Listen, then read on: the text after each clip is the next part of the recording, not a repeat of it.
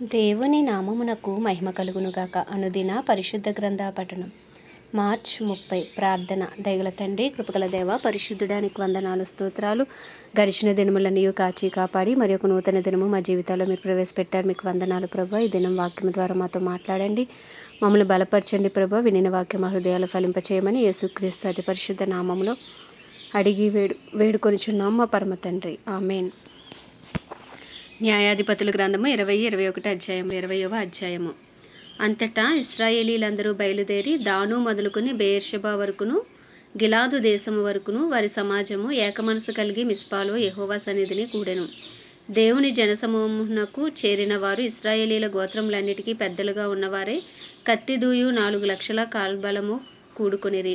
ఇశ్రాయేలీలు మిస్పాకు వచ్చి ఉన్నారని బెన్యామీనీలు వినిరి. ఇశ్రాయేలీలు ఈ చెడుతనము ఎట్లు చేయబడినో అది చెప్పుడని అడుగగా, చంపబడిన స్త్రీ పెనివిటి అయిన లేవీయుడు ఉత్తరమిచ్చినది ఏమనగా, బెన్యామీనీల గిబియాలో రాత్రి బస చేయుటకే నేనును నా ఉపపత్నియు వచ్చి ఉండగా గిబియా వారు నా మీదకి లేచి రాత్రి నేనున్న ఇల్లు చుట్టుకుని నన్ను చంపతలచి నా ఉపపత్నిని బలవంతము చేయగా ఆమె చనిపోయాను. వారు ఇశ్రాయేలీలలో దుష్కార్యమును వెర్రి పనిని చేసిరని నేను తెలుసుకొని నా ఉపపత్నిని పట్టుకొని ఆమెను ముక్కలుగా కోసి ఇశ్రాయేలీల స్వాస్యమైన దేశమంతటికి ఆ ముక్కలను పంపితిని.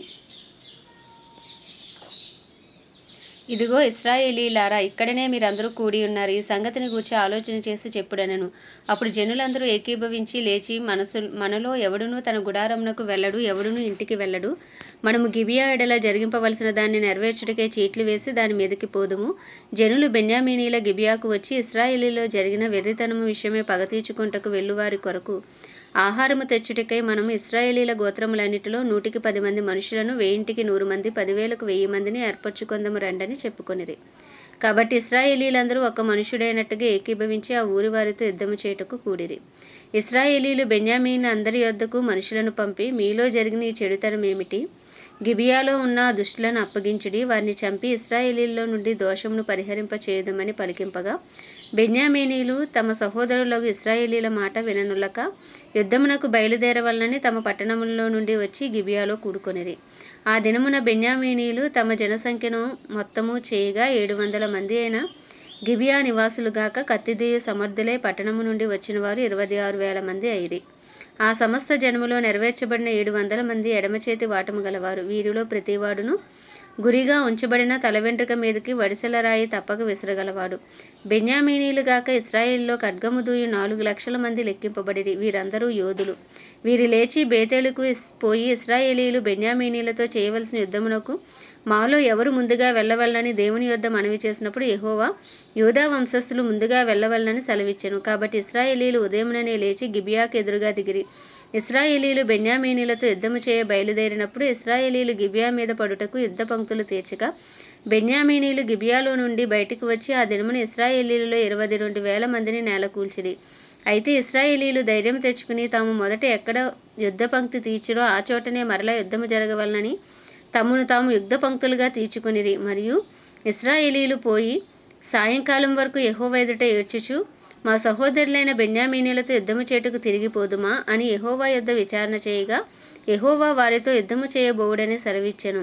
కాబట్టి ఇశ్రాయేలీలు 2వ దినమున బెన్యామీనీలతో యుద్ధము చేయరాగా, ఆ 2వ దినమున బెన్యామీనీలు వారిని ఎదుర్కొంటకు గిబియాలో నుండి బయలుదేరి వచ్చి ఇశ్రాయేలీల్లో 18,000 మందిని నేలకూల్చి సంహరించిరి. వీరందరూ కత్తిదూయువారు. అప్పుడు ఇశ్రాయేలీలందరూను జనులందరూ పోయి బేతేలును ప్రవేశించి ఏడ్చుచు సాయంకాలం వరకు అక్కడ యెహోవా సన్నిధిని కూర్చుండుచు ఉపవాసముండి దహన బలులను సమాధాన బలులను యెహోవా సన్నిధిని అర్పించిరి. ఆ దినములలో యెహోవా నిబంధన మందసము అక్కడనే ఉండెను. అహరోను మనమడును ఎలియాజరు కుమారుడునైన ఫినెహాసు ఆ దినములలో దాని ఎదుట నిలుచువాడు. ఇశ్రాయేలీలు మరలా మా సహోదరులైన బెన్యామీనీలతో యుద్ధమునకు పోదుమా మానుదుమా అని యెహోవా యొద్ద విచారణ చేయగా, యెహోవా వెళ్ళుడి, రేపు నీ చేతికి వారిని అప్పగించదనని సెలవిచ్చెను. అప్పుడు ఇశ్రాయేలీలు గిబియా చుట్టూ మాటుగాండను పెట్టిరి. 3వ దినమున ఇశ్రాయేలీలు బెన్యామీనీలతో యుద్ధమునకు పోయి మునుపటి వలె గిబియా వారితో యుద్ధము చేయుటకు సిద్ధపడగా, బెన్యామీనీలు వారిని ఎదుర్కొంటకు బయలుదేరి పట్టణంలో నుండి తొలగి వచ్చి మునుపటి వలె ఇశ్రాయేలులో గాయపరచబడిన వారిని ఇంచుమించు 30 మంది మనుషులను రాజమార్గములలో చంపుచూ వచ్చిరి. ఆ మార్గములలో ఒకటి బేతేలునకును ఒకటి పొలములో ఉన్న గిబియాకును పోవుచున్నవి. బెన్యామీనీలు మునుపటి వలె వారు మన ఎదుట నిలవలేక కొట్టబడి ఉన్నారని అనుకునిరి.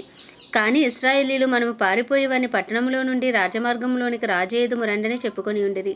ఇశ్రాయేలీలందరూ తమ చోట నుండి లేచి బయల్తమారులో తమ్మును తాము యుద్ధమునకు సిద్ధపరచుకొనులోగా ఇశ్రాయేలీల మాటుగాండ్రును తమ చోట నుండి గిబియా బయటి మార్గమునకు త్వరగా వచ్చిరి. అప్పుడు ఇశ్రాయేలీల అందరిలో నుండి ఏర్పరచబడిన 10,000 మంది గిబియాకు ఎదురుగా వచ్చినందున కఠిన యుద్ధము జరిగెను. అయితే తమకు అపాయము తటస్థమైనదని బెన్యామీనీలకు తెలియలేదు. అప్పుడు యెహోవా ఇశ్రాయేలీల చేత బెన్యామీనీలను హతము చేయించెను.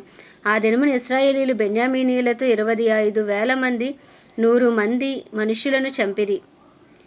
వీరందరూ కత్తి దూయువారు. బెన్యామీనీలు జరుగుదాన్ని చూచి తమకు అపజయము కలిగినదని తెలుసుకొనిరి. ఇశ్రాయేలీలు తాము గిబియా మీద పెట్టిన మాటుగాండ్రను నమ్మి బెన్యామీనీలకు స్థలమిచ్చిరి. మాటున ఉన్నవారు త్వరపడి గిబియాలో చొరబడి కత్తివాతను ఆ పట్టణములోని వారిని అందరినీ హతము చేసిరి. ఇశ్రాయేలీలకును మాటుగాండ్రుకును నిర్ణయమైన సంకేతం ఒకటి ఉండెను. అదేదనగా వారు పట్టణంలో నుండి పొగ గొప్ప మేఘం వలె లేచినట్లు చేయుటయే. ఇశ్రాయేలీలు యుద్ధము నుండి వెనుక తీసి తిరిగినప్పుడు బెన్యామీనీయులు వీరు మొదటి యుద్ధంలో అపజయమొందినట్లు మన చేత ఓడిపోవుదురు గదా అనుకుని చంప ఆరంభించి ఇశ్రాయేలీలలో ఇంచుమించు 30 మంది మనుషులను హతము చేసిరి. అయితే పట్టణము నుండి ఆకాశము తట్టు స్తంభరూపముగా పొగ పైకి లేవనారంభింపగా బెన్యామీనీలు వెనుక తట్టు తిరిగి చూచిరి. అప్పుడు ఆ పట్టణమంతయు ధూమమయమే ఆకాశమును ఎక్కుచుండెను. ఇశ్రాయేలీలు తిరిగినప్పుడు బెన్యామీనీలు తమకు అపజయము కలిగినదని తెలుసుకొని విభ్రాంతి నొంది ఎదారి మార్గము తట్టు వెళుదమని ఇశ్రాయేలీలు ఎదుట వెనుకకు తిరిగిరి. గాని యుద్ధమున తరమబడగా పట్టణములలో నుండి వచ్చిన వారు మధ్య మార్గమందే వారిని చంపిరి. ఇశ్రాయేలీలు బెన్యామీనీలను చుట్టుకొని తరిమి తూర్పు దిక్కున గిబియాకు ఎదురుగా వారు దిగిన స్థలమున వారిని త్రొక్కుచుండిరి. అప్పుడు బెన్యామీనీలలో 18,000 మంది మనుషులు పడిపోయిరి. వీరందరూ పరాక్రమవంతులు. అప్పుడు మిగిలిన వారు తిరిగి ఎడారిలో ఉన్న రిమ్మోను బండకు పారిపోగా వారు రాజమార్గంలో చెదరి ఉన్న 5,000 మంది మనుషులను చీలదీసి గిదోము వరకు వారిని వెంటాడి తరిమి వారిలో 2,000 మందిని చంపిరి. ఆ దినమున బెన్యామీనీలలో పడిపోయిన వారందరూ కత్తిదూయి 25,000 మంది. వీరందరూ పరాక్రమవంతులు. 600 మంది తిరిగి ఎడారిలో ఉన్న రిమ్మోను కొండకు పారిపోయి రిమ్మోను కొండ మీద 4 నెలలు నివసించిరి. మరియు ఇశ్రాయేలీలు బెన్యామీల మీదకి తిరిగి వచ్చి పట్టణవాసులనేమి పశువులనేమి దొరికిన సమస్తమును కత్తివాత హతము చేసిరి. ఇదియుగాక వారు తాము పట్టుకున్న పట్టణములన్నింటినీ అగ్నిచేత కాల్చివేసిరి. 21వ అధ్యాయము. ఇశ్రాయేలీలు తమలో ఎవడునూ తన కుమార్తెను బెన్యామీనీనికి ఇయ్యకూడదని మిస్పాలో ప్రమాణము చేసుకొని ఉండిరి. ప్రజలు బేతేలుకు వచ్చి దేవుని సన్నిధిని సాయంకాలం వరకు కూర్చుండి, యెహోవా ఇశ్రాయేలీల దేవా, నేడు ఇశ్రాయేల్లో ఒక గోత్రము లేకపోయిను, ఇది ఇశ్రాయేళ్లకు సంభవింపనేలా అని బహుగా ఏడ్చిరి. మరునాడు జనులు వేకువనే లేచి అక్కడ బలిపీఠమును కట్టి దహన బలులను సమాధాన బలులను అర్పించిరి. అప్పుడు ఇశ్రాయేలీల గోత్రములన్నిటిలో మిస్పాలో యెహోవా పక్షమున రాకపోయిన వారెవరని విచారించిరి. ఏలయనగా అట్టి వారికి నిశ్చయముగా మరణశిక్ష విధింపవలనని ఖండితముగా ప్రమాణము చేసి ఉండిరి. ఇశ్రాయేలీలు తమ సహోదరులైన బెన్యామీనీలను గూర్చి పశ్చాత్తాపపడి, నేడు ఒక గోత్రము ఇశ్రాయేలీల్లో ఉండకుండా కొట్టివేయబడి ఉన్నది, మిగిలి ఉన్న వారికి భార్యలు దొరుకునట్లు మనము మన కుమార్తెలను వారికి పెండ్లి చేయమని యెహోవా తోడని ప్రమాణము చేసితిమి గదా, వారి విషయంలో ఏమి చేయగలమని చెప్పుకొనిరి. మరియు వారి ఇశ్రాయేలీల గోత్రములో యెహోవా పక్షమున మిస్పాకు రానిది ఏదని విచారింపగా, సమాజమునకు చేరిన యాబేష్ గిలాదు నుండి సేవలోనికి ఎవడునూ రాలేదని తేలెను. జనసంఖ్య చేసినప్పుడు యాబేష్ గిలాదు నివాసుల్లో ఒకడునూ అక్కడ ఉండలేదు. కాబట్టి సమాజపు వారు పరాక్రమవంతులైన 12,000 మంది మనుషులను పంపించి, మీరు పోయి స్త్రీలనేమి పిల్లలనేమి యాబేష్ గిలాదు నివాసులనందరినీ కత్తివాతను హతము చేయుడి. మీరు చేయవలసినదేమనగా ప్రతి పురుషుని పురుష సంయోగము ఎరిగిన ప్రతి స్త్రీని నశింపజేయవలనని చెప్పిరి. యాబేష్ గిలాదు నివాసుల్లో పురుష సంయోగము ఎరుగని 400 మంది కన్యలైన స్త్రీలు దొరకగా కనాను దేశమందలి షిలోహులో ఉన్న సేనలోనికి వారిని తీసుకుని వచ్చిరి. ఆ సర్వ సమాజము రిమ్మోను కొండలో ఉన్న బెన్యామీనీలతో మాట్లాడుటకును వారిని సమాధానపరచుటకును వర్తమానము పంపగా ఆ వేళను బెన్యామీనీలు తిరిగి వచ్చిరి. అప్పుడు వారు తాము యాబేష్ గిలాదు స్త్రీలలో బ్రతకనిచ్చిన వారిని వారికి ఇచ్చి పెండ్లి చేసిరి. ఆ స్త్రీలు వారికి చాలకపోగా యెహోవా ఇశ్రాయేలీల గోత్రంలో లోపము కలుగజేసి ఉండుట జనులు చూచి బెన్యామీనులను గూర్చి పశ్చాత్తాపపడిరి. సమాజ ప్రధానులు బెన్యామీను గోత్రములో స్త్రీలు నశించి ఉండుట చూచి మిగిలిన వారికి భార్యలు దొరుకునట్లు మనమేమి చేయదుమని యోచించుకొని ఇశ్రాయేలీల్లో నుండి ఒక గోత్రము తుడిచివేయబడకుండునట్లు బెన్యామీనీల్లో తప్పించుకొనిన వారికి స్వాస్యం ఉండవలెననిరి. ఇశ్రాయేలీల్లో ఎవడైనను తన కుమార్తెను బెన్యామీనీయునికి ఇచ్చిన యెడల వాడు నిర్మూలము చేయబడునని ప్రమాణము చేసి ఉన్నాము గనుక మనము మన కుమార్తెలను వారికి పెండ్లి చేయకూడదని చెప్పుకొనిచుండిరి.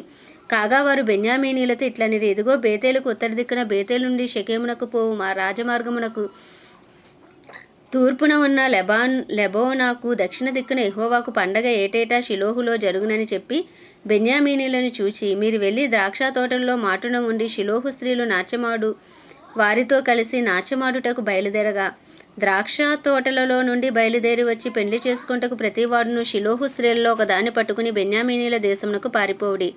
తరువాత వారి తండ్రులైనను సహోదరులను వాదించుటకు మీ వద్దకు వచ్చినడలా మేము ఆ యుద్ధమును బట్టి వారిలో ప్రతి వానికిని పెండ్లికి స్త్రీ దొరకలేదు గనుక ఈ స్త్రీలను దయచేసి మాకు ఈడి, ఈ సమయమున వారికి ఇచ్చిన ఎడలా మీరు అపరాధులగుదురు గనుక మాకు ఇచ్చినట్లుగా ఈడని వారితో చెప్పెదమనిరి. కాగా బెన్యామీనీలు అట్లు చేసి తమ లెక్క చొప్పున నాట్యమాడిన వారిలో నుండి స్త్రీలను పట్టుకుని వారిని తీసుకుని పోయి తమ స్వాస్యమునకు వెళ్ళి పట్టణములను కట్టి వాటిలో నివసించిరి. అటు పిమ్మట ఇశ్రాయేలీలో ప్రతివాడును అక్కడ నుండి తమ గోత్రస్థానములకును కుటుంబములకును పోయెను. అందరూ అక్కడ నుండి బయలుదేరి తమ స్వాస్యములకు పోయిరి. ఆ దినములలో ఇశ్రాయేలీలకు రాజు లేడు, ప్రతివాడును తన ఇష్టానుసారముగా ప్రవర్తించుచూ వచ్చెను. ఆమేన్. దేవుడి పరిశుద్ధ వాక్యము మన వినికిడిలో దీవించునుగాక. ప్రార్థన. దయగల తండ్రి, కృపగల దేవ, పరిశుద్ధుడానికి వందనాలు, స్తోత్రాలు. జీవాధిపతి, న్యాయాధిపతి, మృత్యుంజయుడా, మహిమ ఘనతకు అర్హుడవు, యోగ్యుడవు, పూజ్యుడవు, కృపను చూపుటకు ఐశ్వర్యవంతుడవు, కృపాసత్య సంపూర్ణుడవు ప్రభువా. గడిచిన దినములు నీ కృపలో జ్ఞాపకం చేసుకుని మరి ఒక నూతన దినము మా జీవితాల్లో ప్రవేశపెట్టినందుకు మీకు వందనాలు ప్రభువా.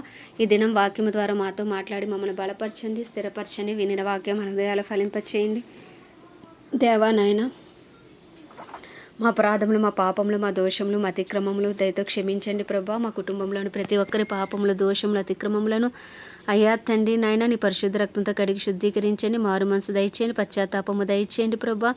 రక్షణ భాగ్యము దయచేయండి. మా ఇరుగు పొరుగు బంధువులు, స్నేహితులు అందరినీ నీ హస్తాలకు అప్పచెప్పుకుంటున్నాం. నీ కృప కొరకు వేడుకుంటున్నాం. రక్షణార్థమైన నీ కృపను మా పట్టణం పైన, మా బంధువులు, మా ఇరుగు పొరుగు అందరిపైన విస్తరింపచేయమని ప్రార్థిస్తున్నాం అయ్యా తండ్రి. దైవజనులందరి కొరకు, సేవకులు, సేవకురాండ్ర కొరకు ప్రార్థిస్తున్నాం ప్రభా. అయ్యా ఏ విధముగా నీ పరిచయలో ముందుకు కొనసాగుతున్నప్పటికీ వారి అయ్యా అవసరతలన్నీ నీ మహిమేశ్వరంలో తీర్చి వారిని పరిశుద్ధ రక్తంతో కడిగి నాయన బలమైన సాధనాలుగా మీరు వాడుకోమని ప్రార్థిస్తున్నాం ప్రభా. క్రైస్తవులందరినీ రూపాంతరపరిచి నీ రూపులోకి మార్చుకోండి. డినామినేషన్స్ భేదములు తొలగించి అందరూ ఏకతాటిపైకి వచ్చే కృపను మీరు దయచేయండి అయ్యా. ఆత్మవరములు కలిగి, ఆత్మ ఫలము కలిగి సాక్షులుగా జీవించే కృపను ప్రతి క్రైస్తవునికి మీరు దయచేయమని వేడుకొనిచున్నాం అయ్యా తండ్రి నాయన. ప్రపంచ దేశములన్నిటి కొరకు, వాటిని పరిపాలిస్తున్న రాజులు, నాయకులు, వారి కింద పనిచేసిన అధికారుల కొరకు ప్రార్థిస్తున్నాం. నీ చిత్తానుసారమైన పరిపాలన వారు చేయనట్లు వారికి కావాల్సిన బుద్ధి, జ్ఞానం, వివేకములను అనుగ్రహించండి. ఇజ్రాయెల్ దేశాన్ని జ్ఞాపకం చేసుకోండి ప్రభు. ఇజ్రాయెల్ సరిహద్దులో సమాధానం ఉంచండి. ఇజ్రాయెల్ ప్రజలకు క్షేమం అనుగ్రహించమని వేడుకొంచున్నాం అయ్యా. ప్రత్యేకించి మా భారతదేశంపై నీ కృప కలుగును గాక. భారతదేశంలోని 150 కోట్ల భారతదేశ ప్రజల మనోనేత్రాలు వెలిగించబడును గాక. హృదయాలు తెరవబడును గాక. రాతి గుండెలు తీసి మాంసపు గుండెలు పెట్టబడును గాక. నిశ్చయముగా భారతదేశంలో ఒక బలమైన ఉజ్జీవం యేసు నామంలో రగులు కొనును గాక. నాయన కడవరి వర్షమే మీరు దిగిరండి. కడవరి ఉజ్జీవాన్ని రగిలించండి ప్రభు. ఏ ఒక్క ఆత్మ నశించిపోవటానికి వీల్లేదు ప్రభు. నాయన మా దేశ ప్రధాని కానీ, ప్రెసిడెంట్, వైస్ ప్రెసిడెంట్లను, చీఫ్ మినిస్టర్స్, గవర్నర్లు, ఎమ్మెల్యేలు, ఎంపీలు అందరినీ మీ హస్తాలకు అప్పచెప్పుకున్న, వారి కింద పనిచేసిన అధికారులు మీ హస్తాలకు అప్పచెప్పుకున్న, నీ చిత్తానుసారమైన పరిపాలన వారి ద్వారా మీరు జరిగించండి ప్రభువా. అందరికీ గొప్ప రక్షణ మీరు అనుగ్రహించండి. నీ పేరు పెట్టబడిన నీదేను తమను తాము తగ్గించుకుని పాపం విడిచి చేసిన ప్రార్థనలకు అయా జవాబు దయచేయండి నాయన. అయ్యా తండ్రి, గొప్ప రక్షణ మా దేశానికి కలుగు చేయమని వేడుకొంచు. శారీరకంగా, మానసికంగా, ఆధ్యాత్మికంగా, ఆర్థికంగా, రాజకీయ పరంగా అన్ని విషయాలు మా దేశానికి గొప్ప స్వస్థత దయచేయమని వేడుకుంటూ అయ్యా ఈ చిన్ని ప్రార్థన మనవి నీ పాద సన్నిధికి చేర్చుకోమని యేసుక్రీస్తు అతి పరిశుద్ధ నామములు అడిగి వేడుకొనిచున్నాం మా పరమ తండ్రి. ఆమేన్. పరలోకమందున మా తండ్రి, నీ నామం పరిశుద్ధపరచబడునుగాక. నీ రాజ్యము వచ్చునుగాక. నీ చిత్తము పరలోకమునందు నెరవేర్చబడుచున్నట్లు భూమి యందును నెరవేర్చబడునుగాక. మా అనుదిన ఆహారం మాకు నేడు దయచేయము. మేళ అపరాధము చేసిన వారిని మేము క్షమించిన ప్రకారం అపరాధములు క్షమించుము. మమ్మల్ని శోధనలోకి తేక దుష్టుని బారి నుండి తప్పించము. ఎందుకంటే రాజ్యము, బలము, శక్తి, మహిమయు నీవై ఉన్నది. ఆమేన్. ప్రభు రక్తమే జయం, ప్రభు వాక్యమే విజయం, ప్రభు నామంలో సంపూర్ణ విజయము కలుగునుగాక. ఆమేన్, ఆమేన్, ఆమేన్.